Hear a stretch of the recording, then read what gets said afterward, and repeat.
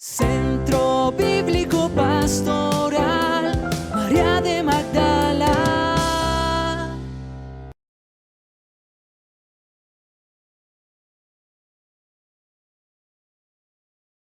Pues iniciemos entonces en el nombre del Padre, del Hijo y del Espíritu Santo. Amén. Y pongamos este encuentro en manos del Señor. Nos vamos a encontrar con un texto bíblico que todos gustamos de él. Nos encanta el texto de los discípulos de Maús.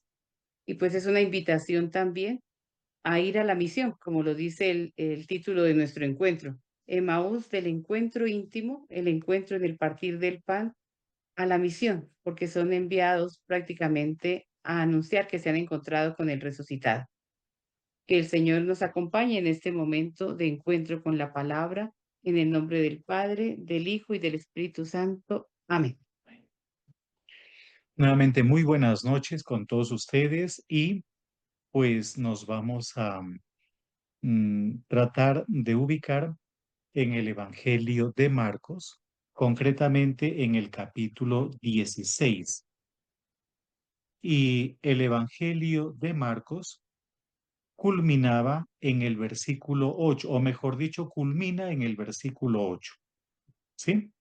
Si hay preguntas o inquietudes, lo van planteando, por favor, todos ustedes. Entonces, el Evangelio de Marcos termina en el versículo, o terminaba en el versículo 8, y si tienen la Biblia de Jerusalén, se van a dar cuenta de que hay 3 puntos suspensivos. No sabemos muy bien cuál fue el final de Marcos. En ese sentido, del versículo 9 hasta el versículo 20 es un añadido posterior. Alguien diferente probablemente al resto del Evangelio de Marcos añadió esos versículos. Pero en realidad tenemos dos finales para el Evangelio de Marcos. Es probable que tengan alguna nota al pie de página en donde les va a decir que existe otro final que no es canónico, un final de pronto más corto.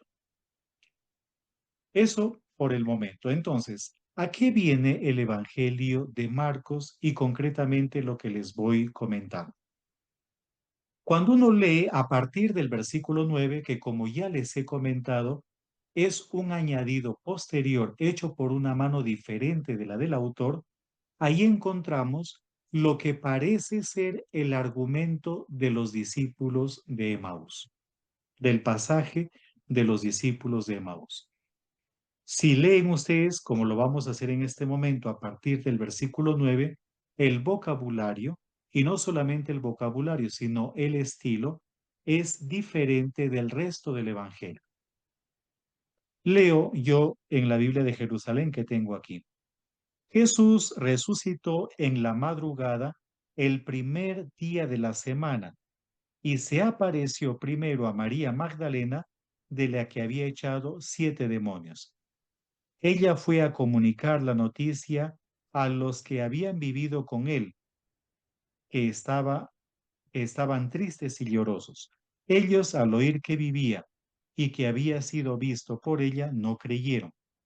Hasta ahí. Entonces, curiosamente, los evangelistas o los evangelios que traen el relato de María Magdalena poseída por 7 demonios son básicamente el de Marcos, pero ya sabemos que no es Marcos como tal, sino este añadido posterior, que aunque es canónico, no formaba parte del Evangelio. Y el otro Evangelio que trae también información sobre María poseída por 7 demonios es el Evangelio de Lucas, en el capítulo 8, a comienzos del capítulo 8. Pero el Evangelio de Mateo no lo trae. ¿Y eso qué tiene que ver? Pues mucho, porque parece que como el Evangelio de Mateo se apoya también en el Evangelio de Marcos, el autor del Evangelio de Marcos no conoció este final, pero el que sí conoció este final fue el autor del Evangelio de Lucas. En ese sentido, esta inserción tuvo que haber sido realizada después de la publicación, de la elaboración del Evangelio de Mateo. Eso explica el por qué Mateo no presenta en su Evangelio información sobre María Magdalena posesa de 7 demonios. Pero no nos incumbe en este momentito lo relacionado con María Magdalena, sino lo que viene después del relato que yo les he leído en el Evangelio de Marcos, concretamente los versículos 12 y 13. Dice lo siguiente: después de esto se apareció bajo otra figura a 2 de ellos cuando iban de camino a una aldea.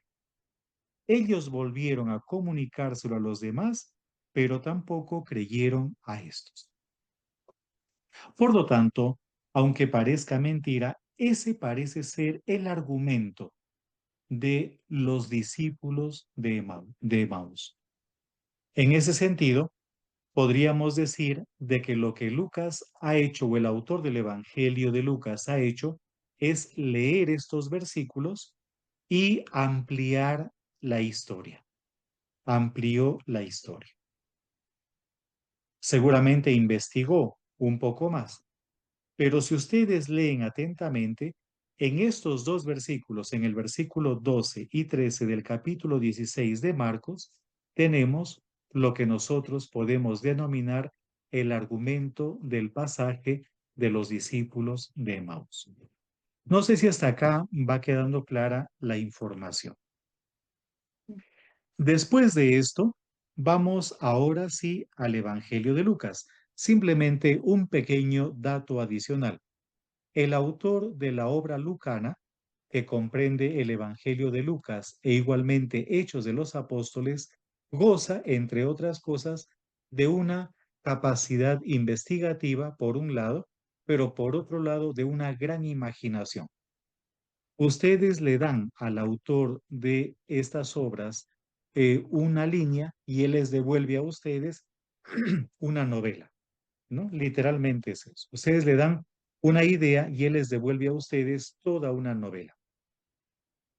Ya estamos también aquí, en cierta manera, como poniendo las bases para poder entrar en contacto con esta obra monumental, el Evangelio de Lucas y Hechos de los Apóstoles, porque en el año litúrgico que viene, que comenzaremos pues el 1 de diciembre, durante este año nuevo litúrgico, nosotros tendremos como compañero de viaje al autor del al Evangelio de Lucas como tal, o a la obra lucana, pero sobre todo al Evangelio de Lucas, en el ciclo C de nuestra liturgia.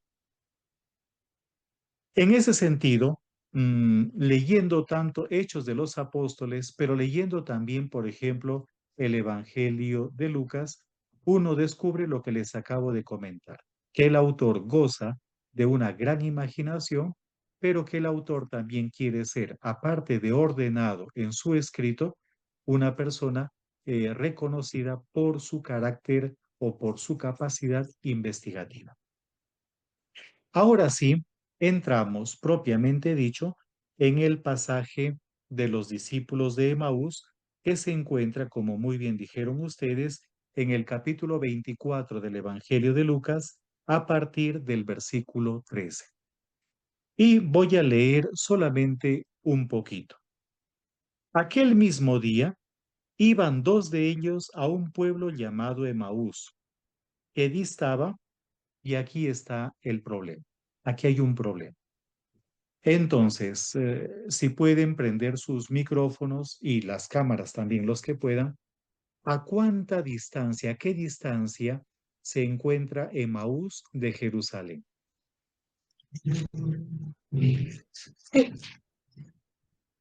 Un momentito.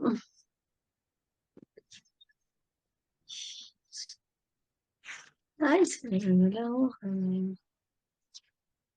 10 kilómetros. ¿A cuánto? ¿A cuánto, Judith? No, 10 Carlos. kilómetros. 10 kilómetros, ¿sí?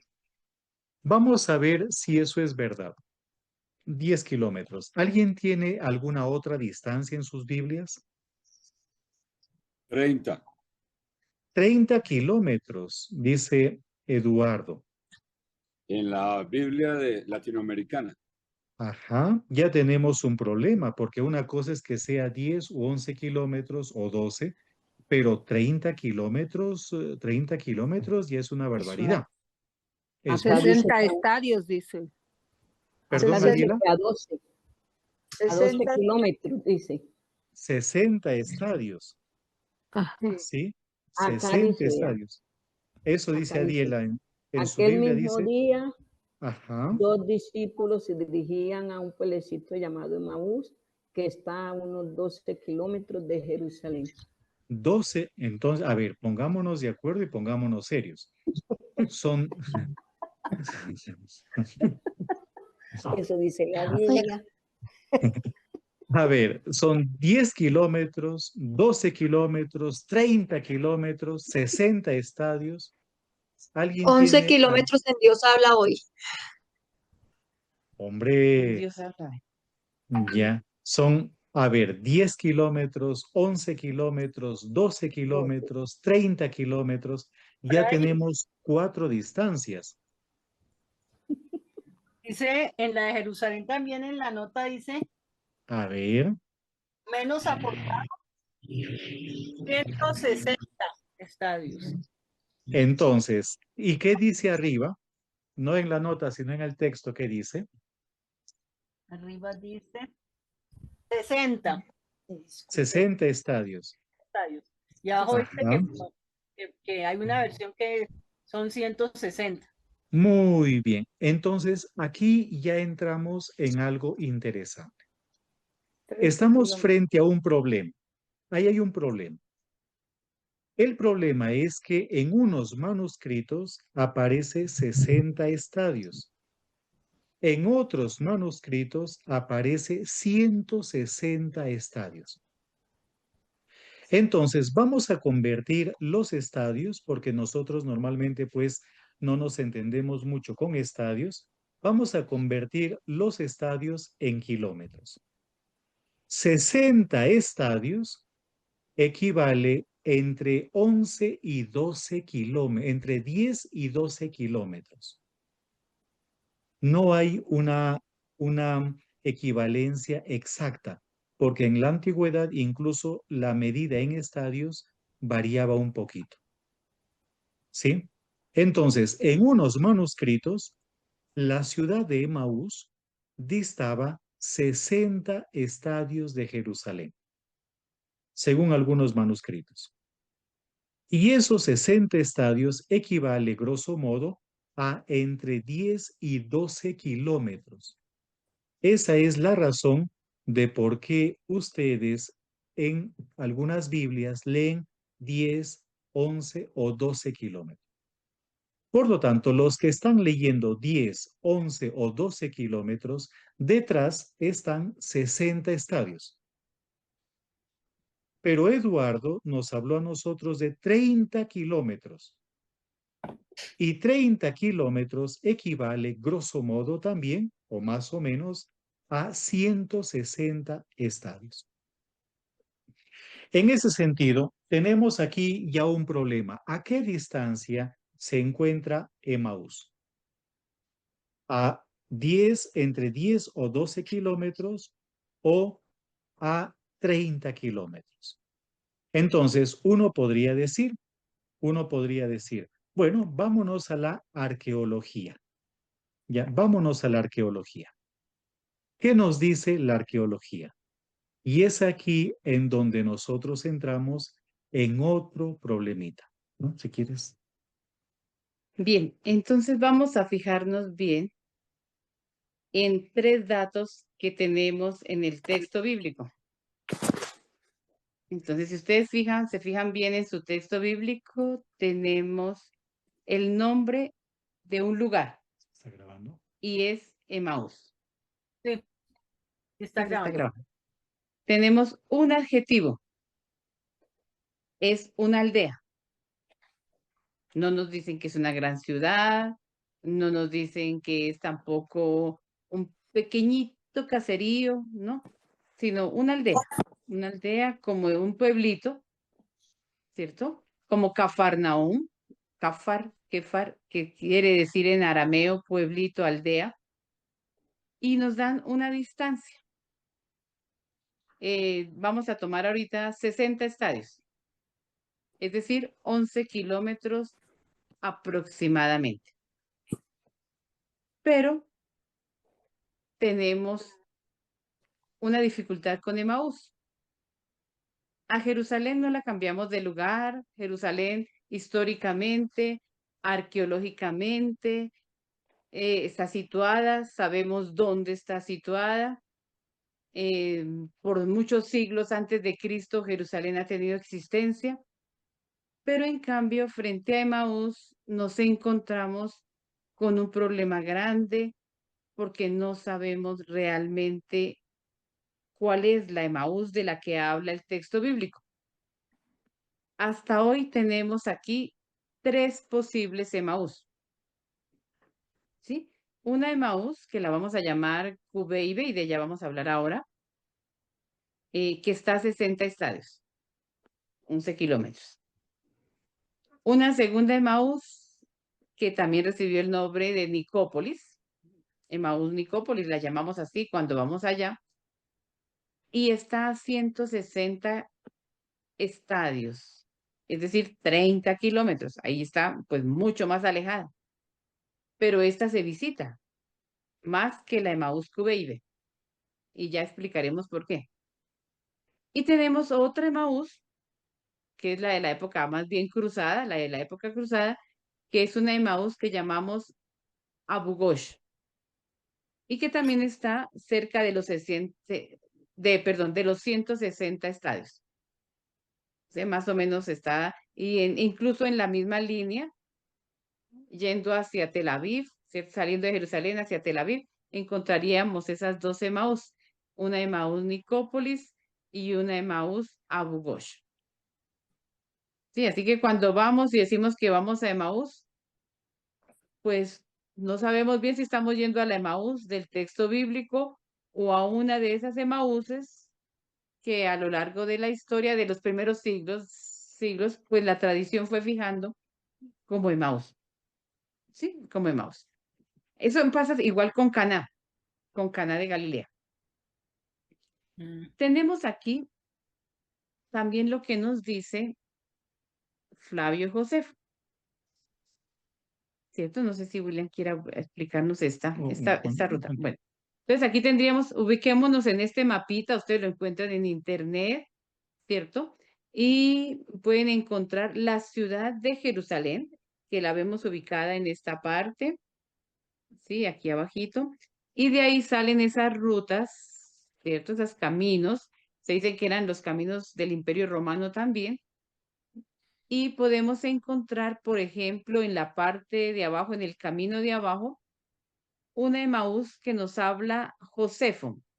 Flavio Josefo fue un historiador del primer siglo, que pues la historia de él es muy interesante, pero ahorita pues no nos vamos a ocupar de la historia de él. Pero Flavio Josefo escribió, y dentro de lo que escribió, él nombra una Emaús, y es la Emaús Colón. Señor, ¿alguien habló? No. Colonia o Colonie, la llamo Colonia, pues es una colonia porque era pues más bien un lugar donde había militares también, y hoy se llama Hamotzá, que el Motzá también tiene nombre, algo militar. Bueno, y sobre esa misma vía, todas estas vías van como hacia Tel Aviv. La que estoy nombrando ahorita y... No, esas dos, sobre todo, esta. Entonces ahí tendríamos Abu Ghosh, que es el otro Emaús, y ya vamos a ver qué hay hoy en Abu Ghosh, pero esta comienza a ser importante desde la época cruzada. Es decir, que estamos hablando siglo XII, XIII, sí, así más o menos de nuestra era.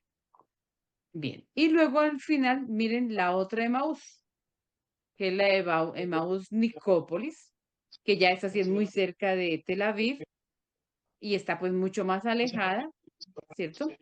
Mucho más alejada. Entonces, como que me escucho. Bueno. Debe ser algún micrófono abierto, el de Ana Margarita. Como que están viendo el partido al mismo tiempo. Apaguen micrófonos porque como creo que por ahí yo escucho que ya va el gol. Ya, Bueno. es que voy pasando. Bueno, Ana Margarita, listo. Bueno, entonces, Madre, sí, Eduardo. Alonso Cheque, él dice 2 leguas. Parece que es esa de Colonie Mopsa. Puede ser, sí. En la Leguas, estadios, Biblia del Peregrino, 2 leguas, que 2 equivalen a leguas. 4.8 kilómetros Entonces sería aproximadamente. esa la más cercana, ¿cierto? Sí. Una de las más cercanas. Bueno, entonces, como ustedes pueden ver, tenemos sobre la misma vía 3 posibilidades. Pues quitemos Emaús a Bugosh, ¿cierto? ¿Por qué? Pues esa es tardía, esa es muy tardía. Antes de esa está la bizantina, que sería la Nicópolis, que es de la época bizantina, y tendríamos la de Flavio Josefo, que sería casi que la del primer siglo, ¿cierto? Entonces sería esa la más cercana históricamente pues a la comunidad cristiana. Pero por el otro lado está la otra vía, más arriba aquí, esta, que es la que ya se adentra como en territorio palestino, y es Maús el Cubeibe. Normalmente, casi que creemos nosotros, o yo particularmente, que este podría ser el pueblito de Emaús. ¿Sí? Más el Cubeibe, que no se puede visitar porque pues está en la parte palestina, es muy controlado entrar allí. Entonces nosotros cuando vamos con grupos pues visitamos sobre todo esta Emaús Nicópolis y entramos a Latrún también y a Bugosh no, a Latrún, pero la que de pronto se acerque más y en esta por lo menos nos vamos a detener un poquito más, que es poco conocida, que casi nadie sabe que existe, que es el Emaús de los franciscanos, como se dice acá, ¿cierto? De los franciscanos, y que es llamada Emaús Cubey. No sé si algo, Julia. No. Entonces vamos a avanzar a la próxima. Listo. Empecemos con esta, que sería Latrún. Y es un Emaús que aparece en el libro de los Macabeos.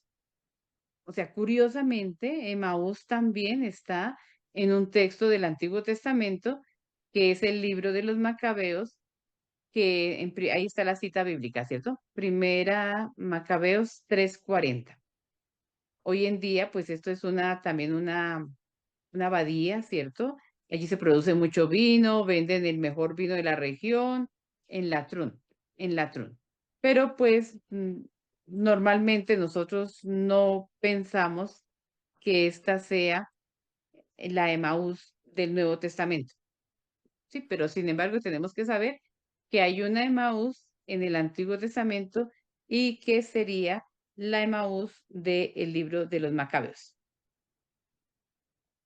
Luego tenemos esta donde ya el padre William nos va a hablar más y es la Emaús Nicópolis de la época bizantina. Entonces vamos a escuchar al padre William sobre esta Emaús Nicópolis. Entonces, yo quería compartirles una anécdota. Cuando viví en Jerusalén, pues estuve 2 Semanas Santas ahí, ¿verdad? Viviendo en Israel.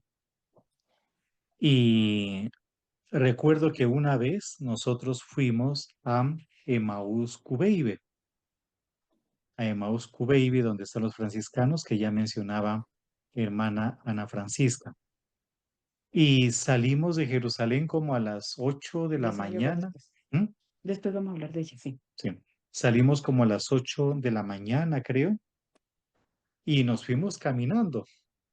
Y llegamos como a las 2, 3 de la tarde, no recuerdo bien, ¿no? Y por el camino pues comimos lo que habíamos llevado, un pancito. Y y habían dinámicas también porque era como una pequeña peregrinación. Y al siguiente año fuimos a Emaús Nicópolis, la otra Emaús.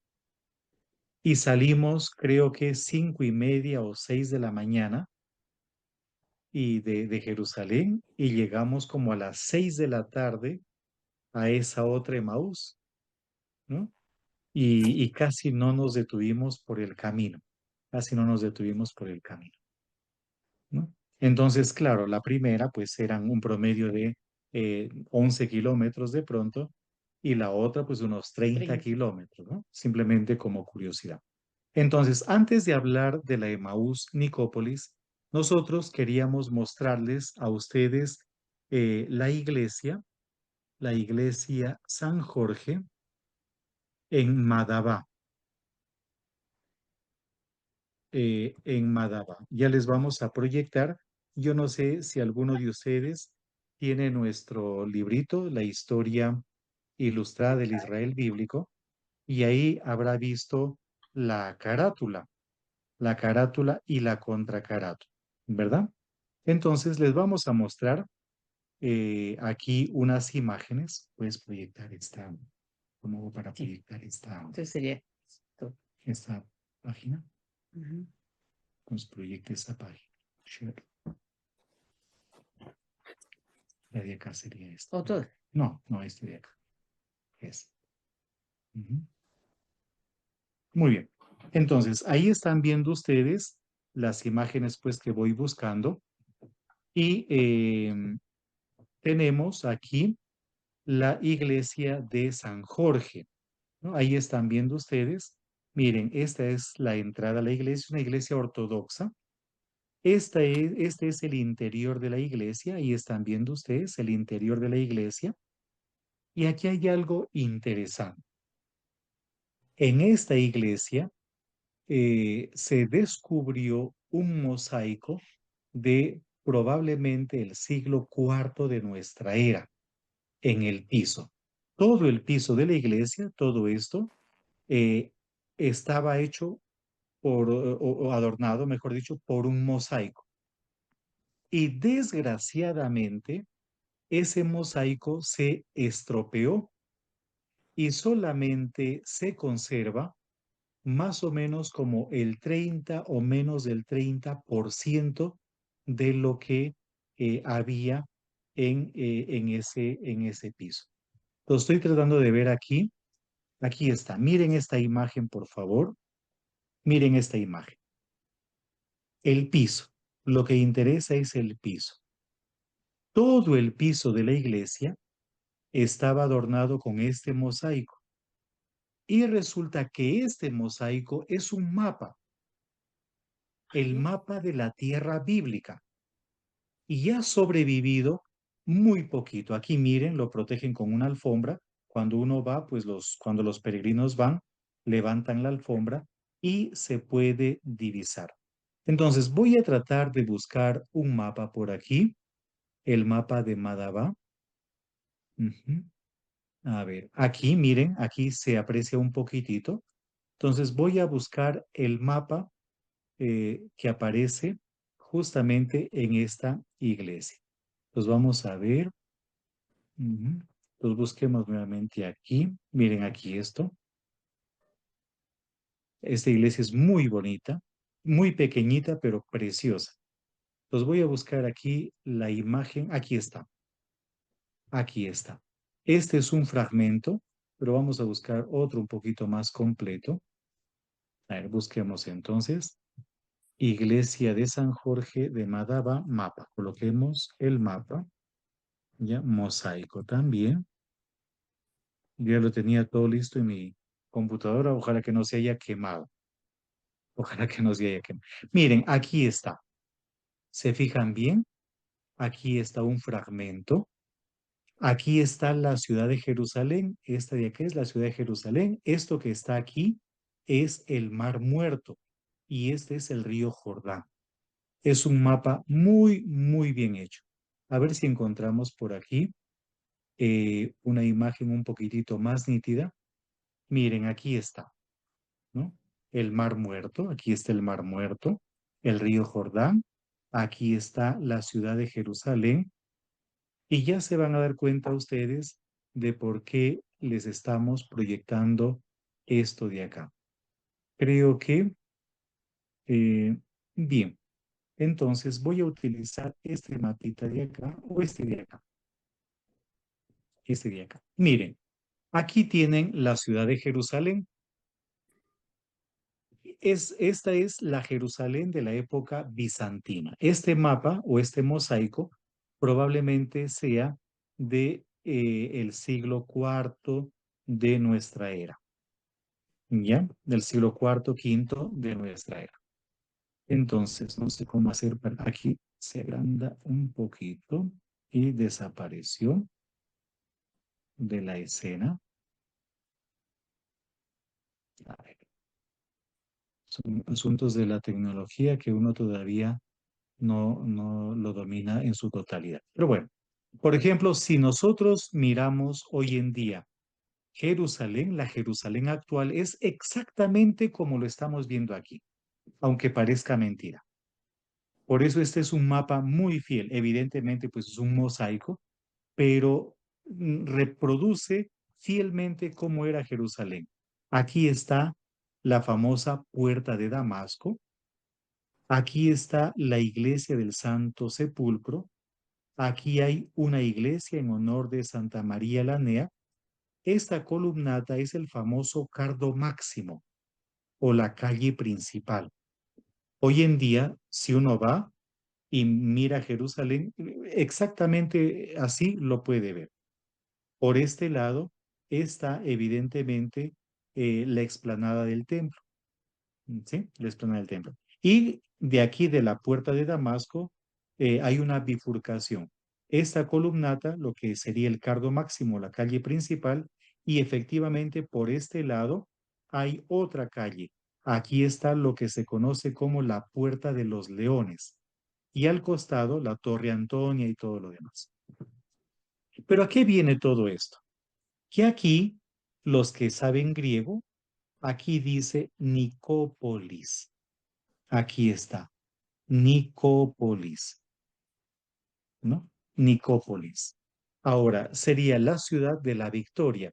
Yo no sé si ustedes han visto, pues yo no sé de marcas, honestamente, nunca me ha interesado a mí las cuestiones de marca o ese tipo no me interesa. Pero hay un tipo de zapatillas, yo no sé si también de ropa, que se llama Nike, Nike, ¿verdad? Zapatillas Nike, o creo que también hay ropa Nike o Nike. En realidad sería Nike. Solo que nosotros lo pronunciamos a la gringa, Nike, ¿verdad? Las Nike. La pronunciación sería más bien Nike y tiene que ver con la diosa de la victoria. En ese sentido, Nicópolis es la ciudad victoriosa o la ciudad que vence. Nicodemo. De ahí viene Nicodemos también. ¿Ya? Nicópolis, polis, la ciudad que vence. Y Nicodemo sería el pueblo vencedor o el que vence al pueblo. También podría ser el pueblo vencedor sobre todo, ¿no es cierto? O el vencedor del pueblo. Entonces, esta Nicópolis ha sido identificada como una de las Emaús. Solo que hay un pequeño problema. Y el problema es que esa Emaús Nicópolis se encuentra a 30 kilómetros de Jerusalén o el equivalente a 160 estadios. ¿Mm?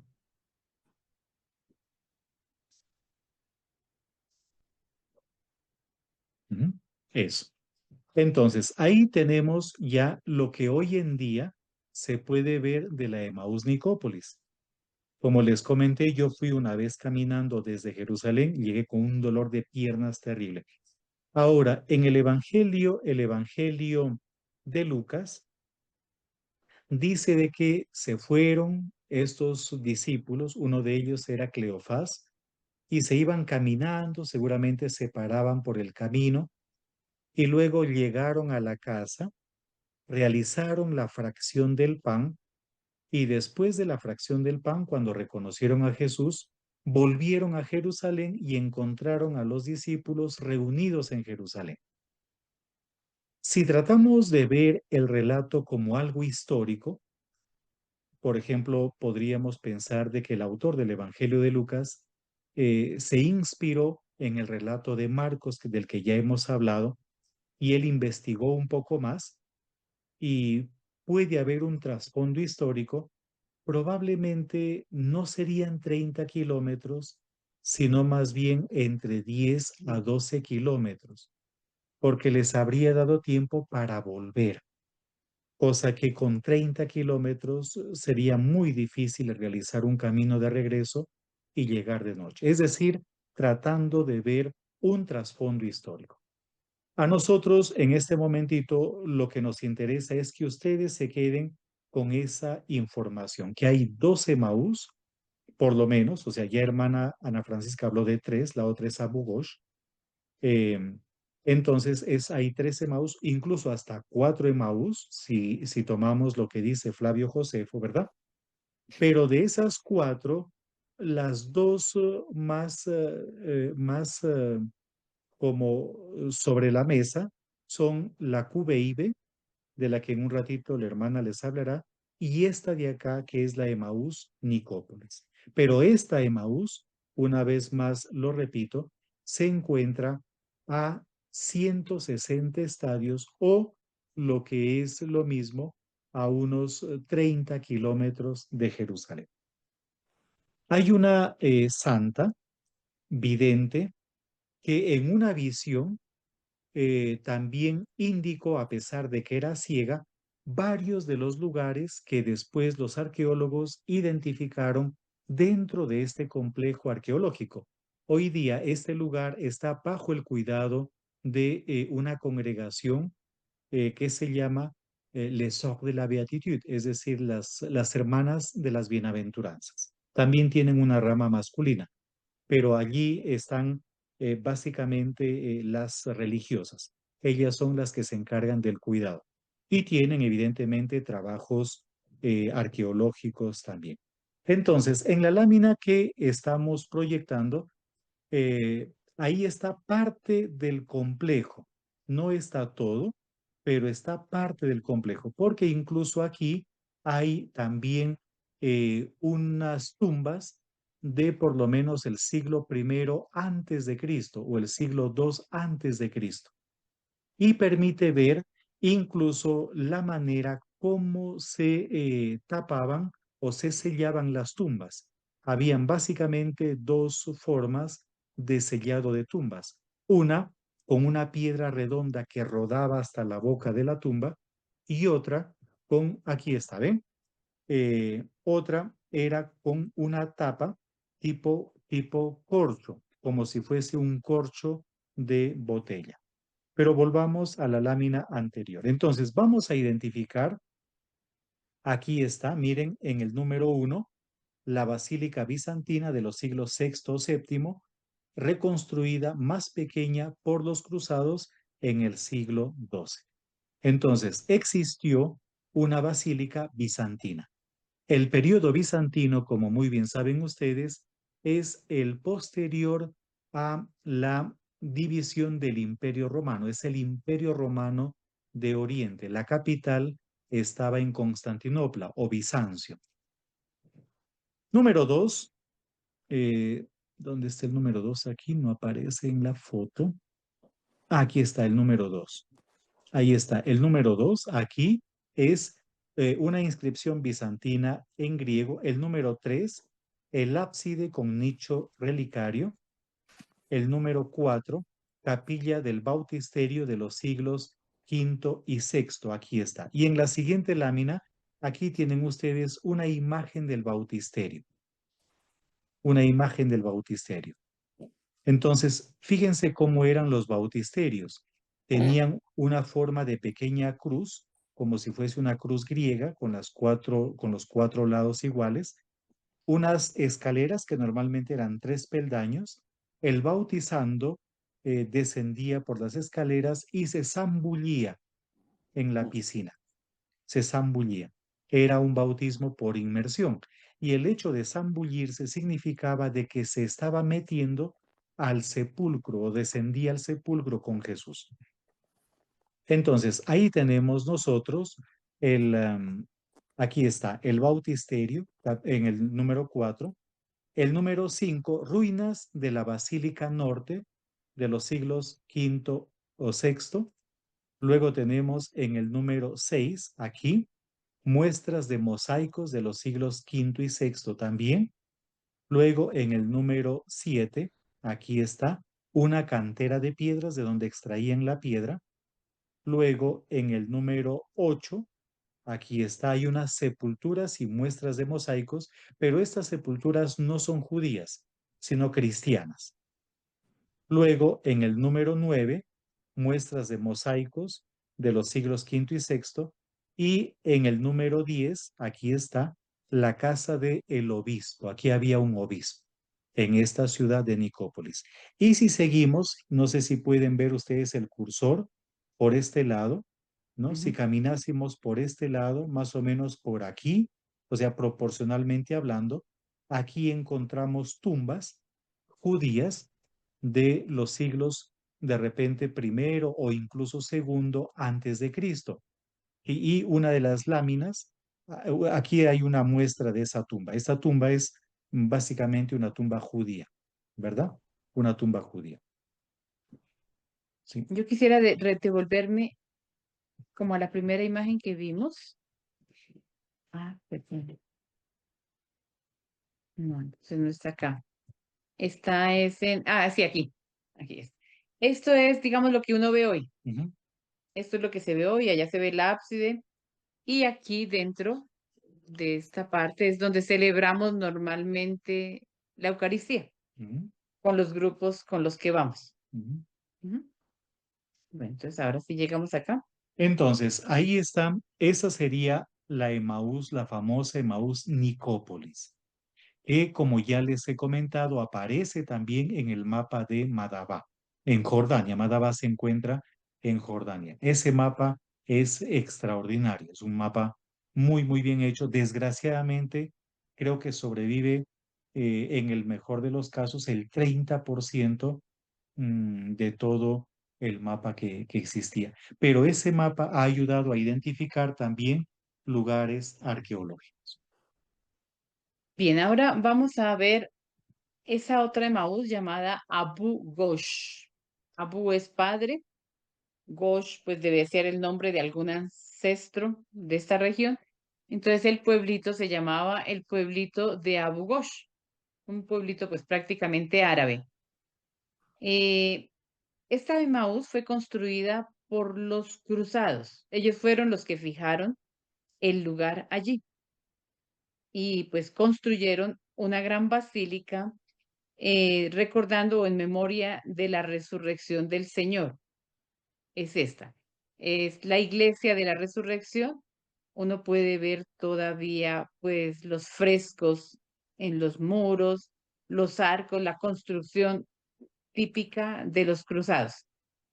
Este monasterio pues es habitado por monjes bizantinos, monjes benedictinos, por monjes benedictinos y pues también se frecuenta mucho allí pues porque se va a visitar el complejo, la iglesia y lo que hay alrededor de la iglesia de la época cruzada, pero no tanto porque vayamos allí en memoria del Emaús, aunque lo que hicieron los cruzados, pero no es tan visitada como sí lo es la Emaús Nicópolis o la que vamos a ver ahorita, la Emaús Cubeibe.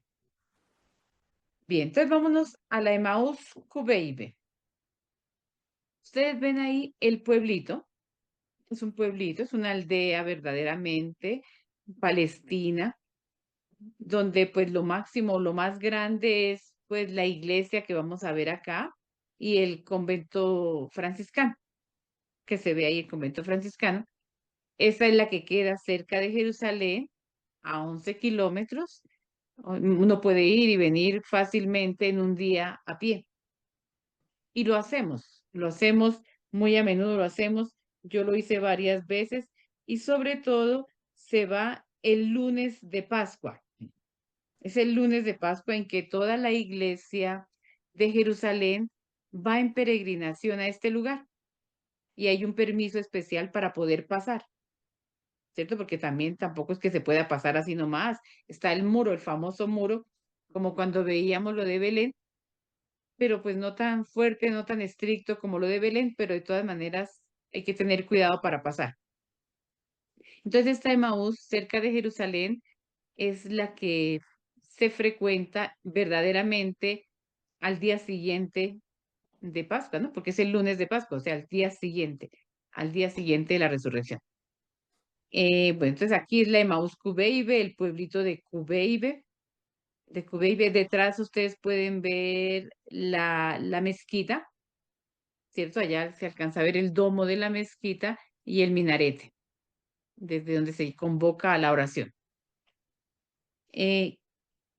Aquí tenemos este mapa que de nuevo pues, nos vuelve a ubicar un poquito, ¿cierto? Jerusalén, se ve Jerusalén, y la flechita nos está indicando pues este Emaús, el Emaús Cubeibe, que pues es relativamente cerca de Jerusalén. Yo cuando estaba en África hacía 11 kilómetros, estuve cuando estaba en Camerún, del lugar donde yo vivía, que era Ebeba, hasta un lugar donde yo iba a hacer encuentros con los catequistas, caminaba 11 kilómetros, ¿no? Me iba temprano, hacía la reunión, alcanzaba a estar allá y ¡pum! En la tarde me devolvía sin ningún problema. O sea que fácilmente se hacen esos 22 kilómetros de ida y vuelta, así uniéndolos en un día. Ahora, tal vez como curiosidad, normalmente, o sea, normalmente, a un paso moderado, una persona camina 1 kilómetro en 15 minutos, o sea, 4 kilómetros por hora. Esa es como la media en que uno puede caminar. Entonces, si estamos hablando, pues, de, por ejemplo, 12 kilómetros, en el peor de los casos, digamos así, 60 estadios son 12 kilómetros, estamos hablando de 3 horas de camino, ¿no? 3 horas de camino a un paso regular, ¿no? A un paso regular. Entonces, 3 horas de ida, 3 horas de vuelta, pues tranquilamente se puede hacer. Por eso, si nosotros intentamos ver un trasfondo histórico en este relato, no como ya lo que en algún momento les compartiremos también aquí, no como un relato más ficticio, pero si por A o B fuese histórico, probablemente más certeza tendría la ciudad más cercana a Jerusalén, Ujú, ¿verdad? Cubeibe. Ve, Bien, entonces aquí tenemos un plano un poco parecido a lo que tendríamos en Emaús Nicópolis, pero este pues nos va a presentar como lo que nos más interesa, que es la casa de Cleofás. Recordemos que en el texto bíblico se dice que iban dos de camino y uno de ellos, Cleofás, el otro no sabemos quién sea. No sabemos quién sea, nos queda siempre el misterio, la incógnita de saber quién era.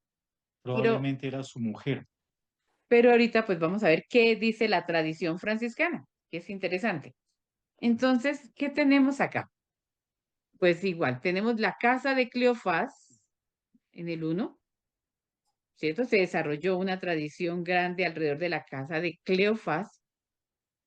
Tendríamos la basílica que se construye acá, el convento franciscano, que San Francisco, digamos, él fue a Tierra Santa. San Francisco fue a Tierra Santa y la iglesia pidió a los dominicos que se hicieran cargo de los lugares santos, ¿cierto? Todo eso es en la época ya después de los cruzados o con cruzados después, bueno, que se hicieran cargo de los lugares santos y los dominicos no aceptaron porque pues ellos dijeron que era mejor estudiar, ¿cierto? O seguir otras cosas que cuidar piedras. Parece que eso es lo que se dice, no sé si así lo contestaron. Los franciscanos respondieron que ellos sí estaban dispuestos a ir y participar de este lugar como guardianes de los lugares santos.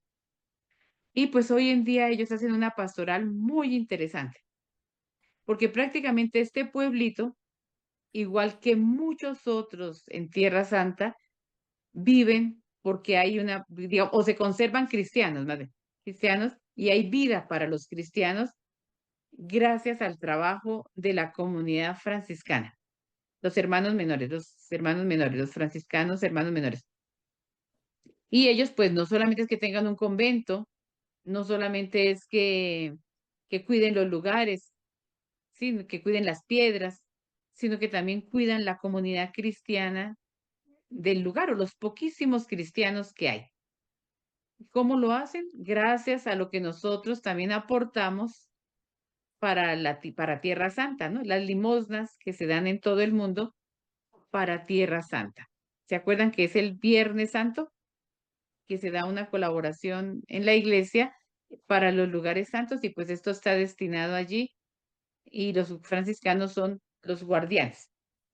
Bien, entonces encontramos también pues un castillo de la época cruzada, pues porque los cruzados trataron de estar en todos los lugares, de retomar todos los lugares. Uno siempre va a encontrar la parte más antigua, primitiva, de cómo comenzó la tradición cristiana allí.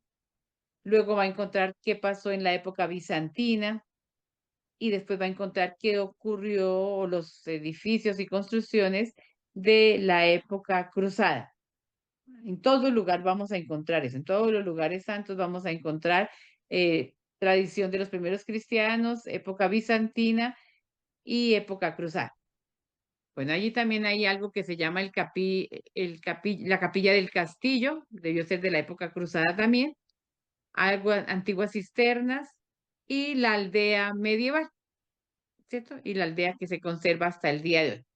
Entonces, nos interesa la casa de Cleofás, porque esa sería pues también la primera iglesia, ¿cierto? O la iglesia que visitamos todavía hoy.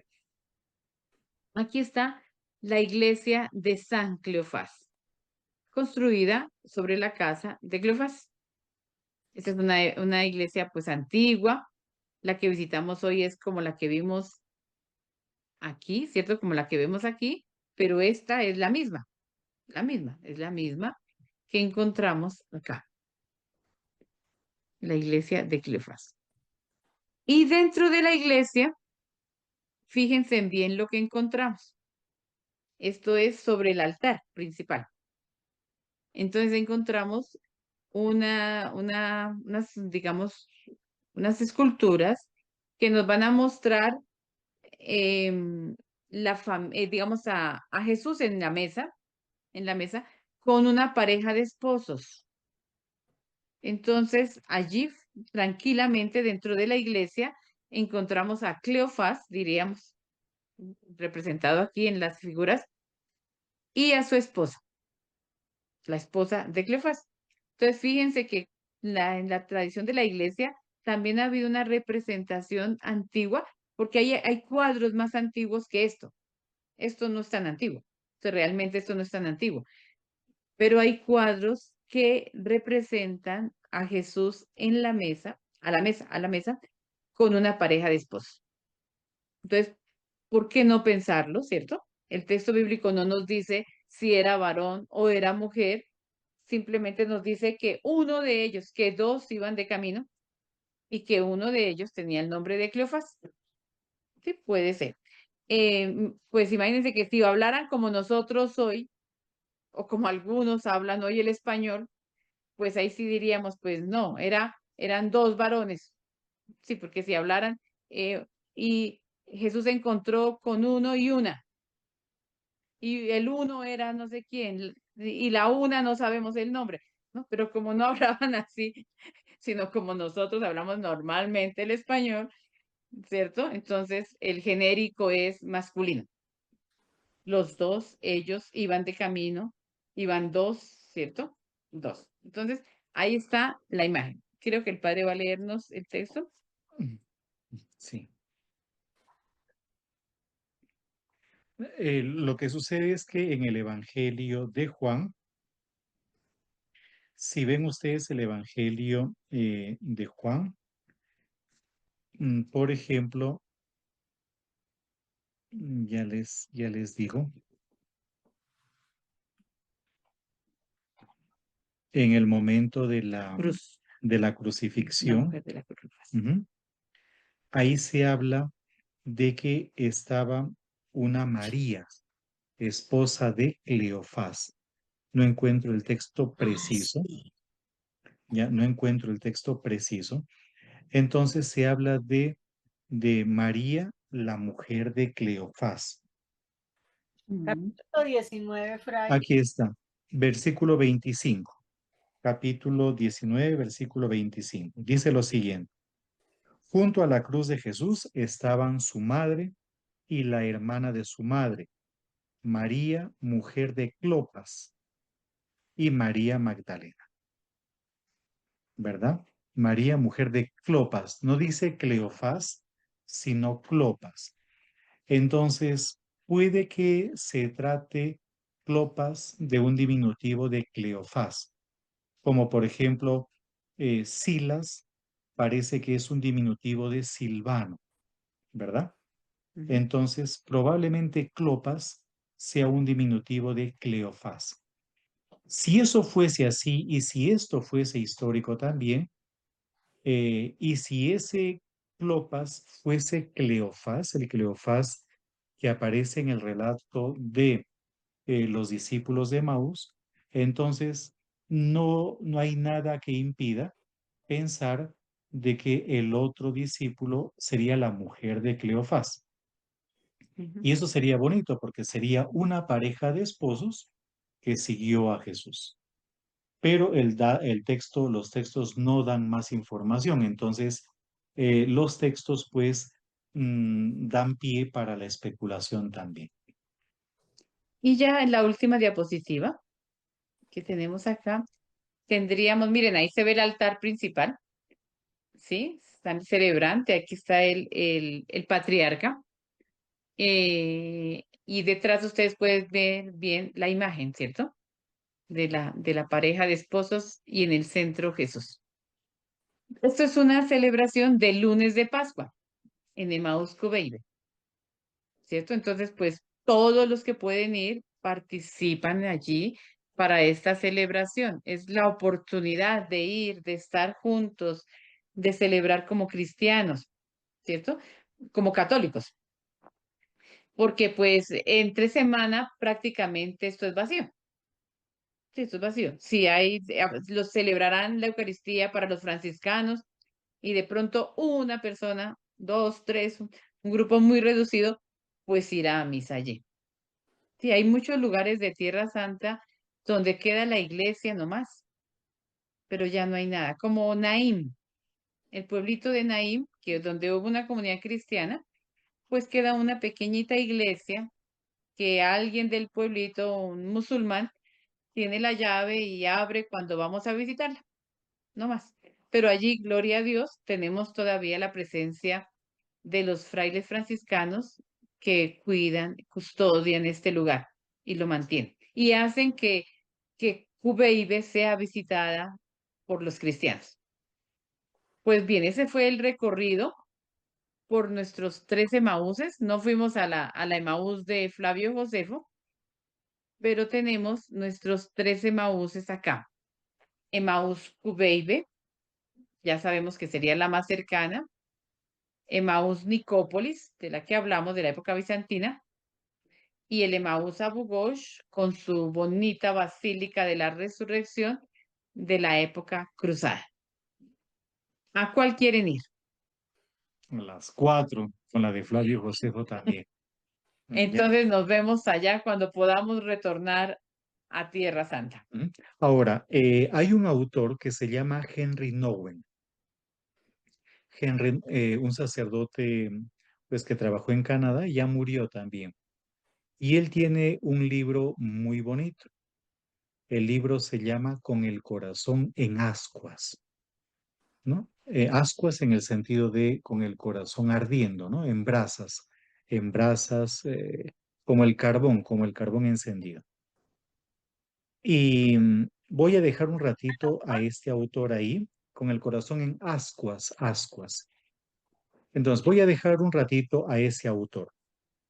Pero, por ejemplo, si leyésemos nosotros el Concilio Vaticano II, en muchísimos lugares del Concilio Vaticano II, el relato de los discípulos de Emaús está presente.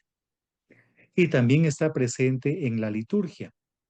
Para los que van a misa, cuando a lo mejor no saben esto, pero hay unas plegarias eucarísticas quinta que se le llaman, o por diversas circunstancias, allí normalmente se dice, y como hizo en otro tiempo con los discípulos de Emaús, Él nos explica las escrituras y parte para nosotros el pan. Por lo tanto, nosotros comemos de dos panes, del pan de la palabra y del pan de la Eucaristía. Del pan de la Eucaristía. Por lo tanto, la misa, por decirlo de una manera sencillita, es alimentarnos de dos panes, del pan de la palabra y del pan de la Eucaristía. Ahora, vuelvo nuevamente a este autor, Henry Nouwen, y a este librito muy simpático que es Con el corazón en ascuas. Y este autor comienza a ver a ese pasaje de los discípulos de Emaús como una parábola eucarística. Entonces, la palabra parábola como que hace que el relato incluso pudiese ser ficticio. Pero sea ficticio o no sea ficticio, el relato como tal, en el fondo, es una narración eucarística. Y este autor hace una comparación entre el pasaje de los discípulos de Emaús y luego la celebración eucarística. Es muy bonito. Y va haciendo un paralelo. Entonces, Jesús explica las escrituras a estos dos que van de camino y que están todo apesadumbrados por lo que les ha pasado. Es Jesús mismo el que las interpreta, apoyándose en la misma escritura, porque dice, y comenzando por Moisés y continuando por los profetas, les explicó lo que las escrituras decían con respecto a él. Entonces llegan al pueblito, Jesús hace ademán de pasar de largo, ellos le insisten en que se quede, Jesús entra con ellos, coge el pan, da la bendición, lo reparte y desaparece. Porque ellos ya no necesitan de los ojos de la cara. Jesús ya no está afuera, sino dentro. Y se vuelven misioneros, porque regresan a Jerusalén, que es signo de muerte y de persecución.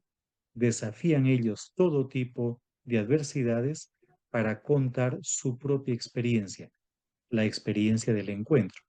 En ese sentido, todo cristiano que se alimenta de la palabra y que se alimenta del pan, se vuelve en un misionero que comparte su propia experiencia de encuentro con Jesús. Bien, pues yo creo que este fue nuestro recorrido del día de hoy. No sé si hay algún comentario, alguna pregunta también, pero pues es una invitación también a entrar en el nuevo año litúrgico. Como ya lo decía el padre William al inicio, el año C. Entramos en el año C, Sí. el ciclo C, Año segundo. y vamos, el ciclo C. Acuérdense que es ciclo A, B y C. En el A leemos a Mateo, en el B a Marcos y en el C a Lucas. Entonces va a ser el evangelio de los domingos, de nuestros domingos. Y pues también vamos a escuchar este texto cuando lleguemos al tiempo pascual.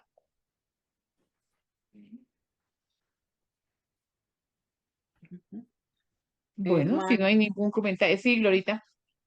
¿Emaús tiene algún significado la palabra como tal? No se ha podido encontrar. Así que uno puede decir Emaús, como decir Cafarnaúm es esto, lo otro no. Posiblemente sea también el nombre de alguien. de un ancestro, puede ser. Ah, bueno, gracias. Muchísimas gracias. Muchas gracias. Muy bonito. Bueno, Muy Bueno, bonito. con mucho entonces, gusto. antes de Gracias, padre que, antes de Muchas que se gracias. despidan, antes de que nos vayamos, queremos comentarles varias cositas. En primer lugar, pues de que estamos aquí en Venta Quemada tratando ya de organizar. La hermana estuvo hoy día dedicada a la pintura de brocha gorda. Hemos estado pintando lo que hemos aquí también acondicionado. A lo mejor estamos hasta con manchas de pintura todavía. Y les compartimos esto porque queremos que el año que viene vengan ustedes aquí a Venta Quemada, tengamos unos encuentros presenciales aquí, probablemente cada 2 meses o cada 3 meses, eso ya lo veremos, tener actividades aquí. Este sea también una especie de pequeño Emaús, aunque la casa se llama Betlehem, como ya les hemos comentado, por el encuentro con el pan, la casa del pan.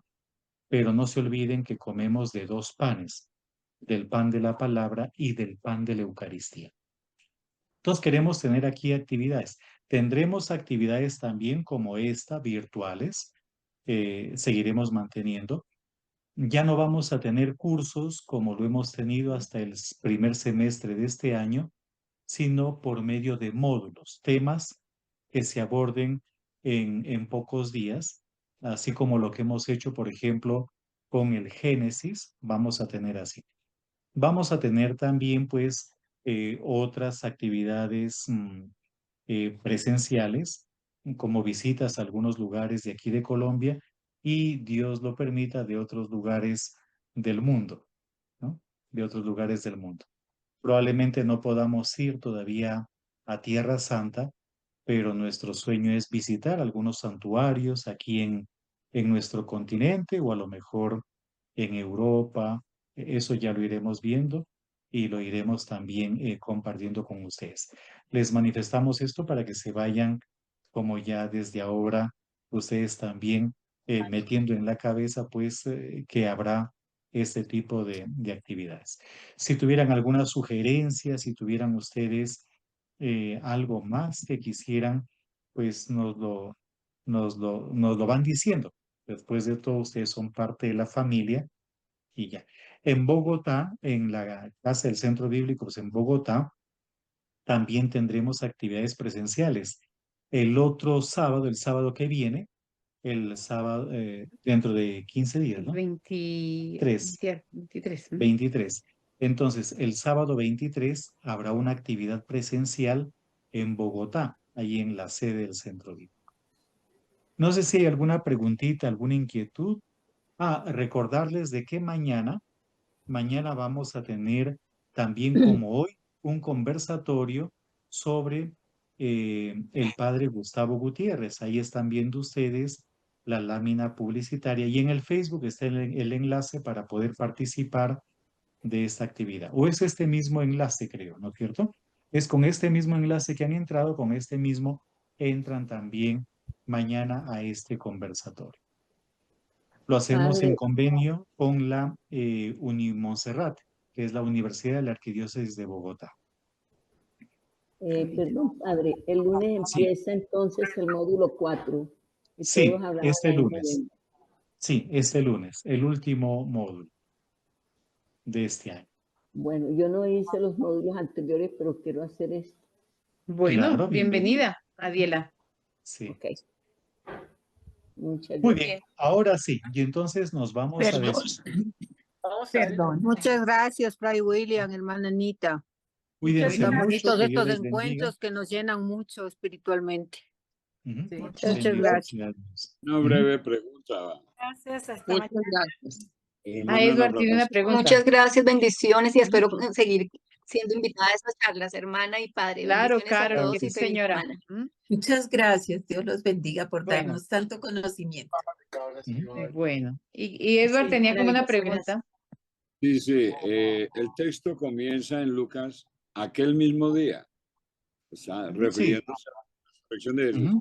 Luego en la conversación con Jesús le están diciendo, y ya han pasado 3 días desde que todo esto sucedió. Ese tercer día lo han contemplado los agiógrafos y los exégetas, ese tercer día en Emaús. No entiendo la pregunta. Yo sí, El Eduardo. texto comienza diciendo, Sí, el texto comienza aquel mismo día, sí. y luego en la conversación con Jesús le dicen, y ya han pasado 3 días desde que pasó todo esto. Sí. Ese Ujú. tercer día se refiere por supuesto, al que Jesús había anunciado el tercer día de su resurrección. A ver, el Los- tercer, es decir, hace 3 días de que sucedió. Está hablando del día en que Jesús fue, según la lógica evidentemente del Evangelio, el día en que fue crucificado, ¿no? El día en que fue crucificado. Pues según la lógica del relato lucano, de los sinópticos, sería el viernes. Juan tiene una cronología distinta, pero sería el viernes, ¿verdad? Porque el sábado comenzaba ya el viernes, pero cuando caía la noche, ya era sábado. Y el domingo comenzaba el sábado, pero cuando ya llegaba la noche. Ahí están los 3 días, es decir, no como normalmente nosotros